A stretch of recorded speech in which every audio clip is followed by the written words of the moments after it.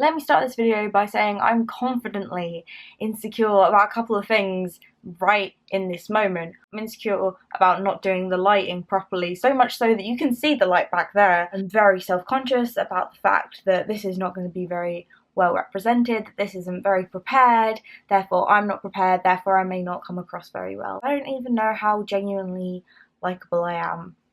A bit less deep. I didn't touch up any of my makeup. I'm trying out this new hair clip, Primark's Finest. Insecurities out the way.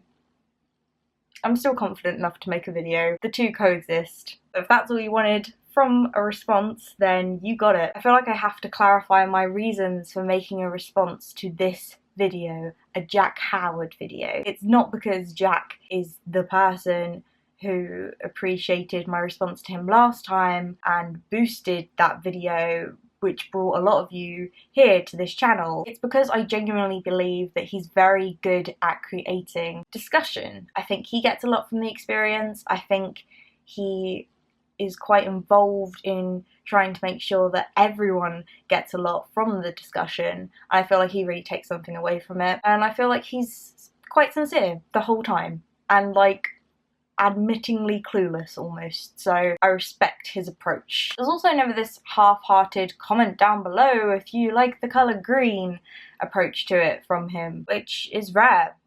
It's a rare quality in YouTube. The additional reason is that I wanted to make a video again and I haven't had the self-belief in any of my ideas because of my insecurities. Not only do I believe that confidence and insecurities coexist, I also think they need each other to balance you out and prevent arrogance from reaching your soul. Insecurities, with the right balance, can come from self-awareness. Self-awareness is great. It isn't always going to give you the most pleasant of feelings, but I find it so attractive. I find it platonically attractive. I find it otherwise very attractive, and also I think it's one of my more attractive qualities.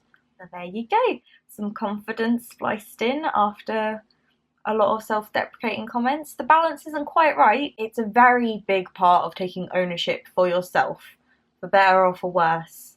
Make that commitment. Also, like Jack said in his video, I'm already, because this is pretty unprepared, like I kind of recorded myself saying this stuff earlier, then wrote it down, then got in front of the camera and said it. And like my heart's racing a lot and I'm like, oh, this is really bad. Oh my gosh, you're so flustered. But I'm gonna keep going. I think there needs to be some sort of formula where it's like self-awareness plus insecurities equals confidence. Confidence plus insecurities equals minus arrogance or something. Like I'm no mathematician. We all have insecurities, even the most arrogant of us. Arrogance, I believe, is an overdose of self-belief. When you are arrogant, there isn't the right amount of self-belief in your body. Just like when you're insecure, actually. It's not a natural amount, it's not a healthy amount, and it isn't real. Extremes like that aren't practiced with a rational mind, so it does have a real impact. Similarly to Jack, I have had moments where I have probably appeared arrogant or I've kind of acted arrogant in certain situations. Last summer I was actually on a panel, and before I went on stage I told myself that like I have to be super confident, which already doesn't make sense. Like it's already like forcing yourself to be something that you're not necessarily, because I am confident, but super confident, I'm confident in the fact that my videos make some sort of positive impact, and I'm confident that the reason for that is because of what I put out there and the skills that I have to make the things that I do, and I do know that, and other people have vocalised their belief in my confidence. Jack included actually said something about how he thought I was probably more confident than he could ever be, which it's so not true.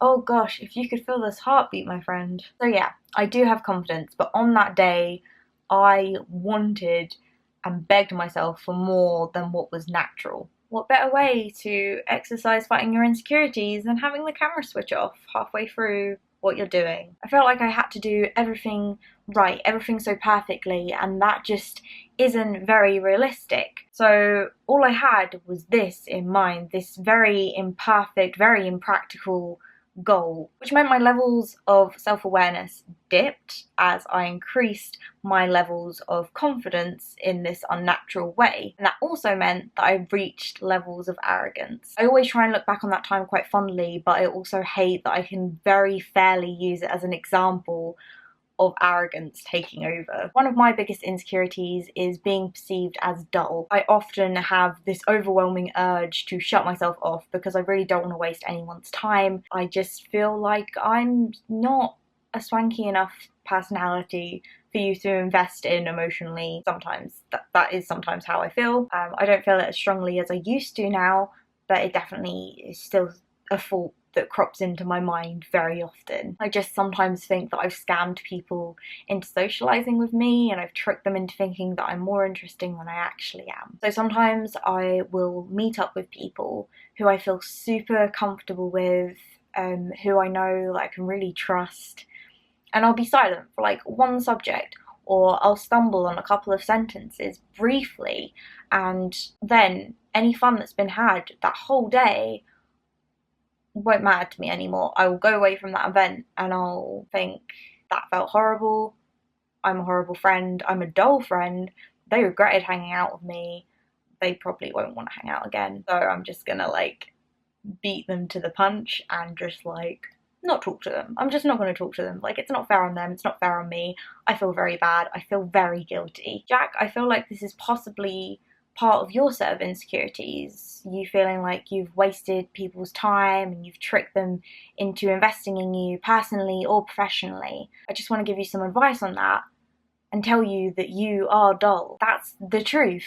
You're also charming, charismatic, and interesting. The thing is, you are a bundle of adjectives and more because you're a human being. You truly and definitely have your complexities, and I believe that the best and most interesting human beings are always striving for that balance of them. And I believe truly that that is something that you do. Sometimes you don't achieve it. That's why the bad days happen, I think.